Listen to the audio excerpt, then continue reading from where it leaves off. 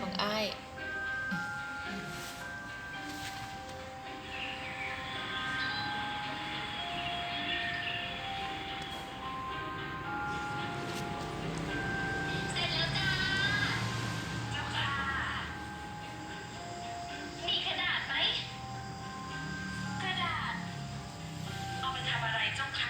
นู่นจะเป็นหนีบน้องเน่าของไอ้รวย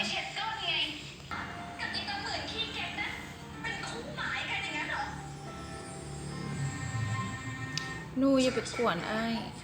น้ำแร่100%จากธรรมชาติ L'Oreal Paris Revitalift แต่อีตอนน้องเน่าแล้ว วัดไข้อยู่ปากคลองบ้านเรานี่เองไปกลับยังไม่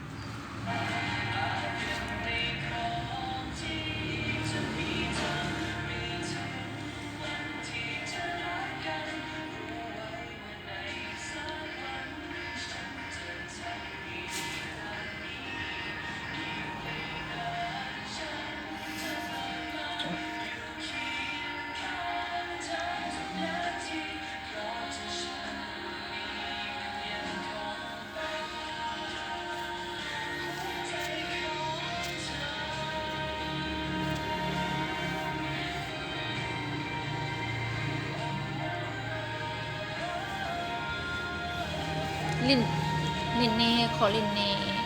โอ้มาให้ลินอีกโอ้แพงโอ้ขอน้องเน่าลินเน่ยิ้มลินเน่ยิ้มลินเน่ดู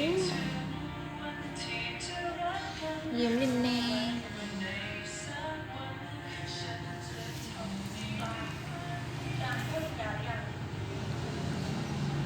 นี่มันเลยเวลามานานแล้วนะนี่ไม่เพิ่มยาอย่างนี้เลย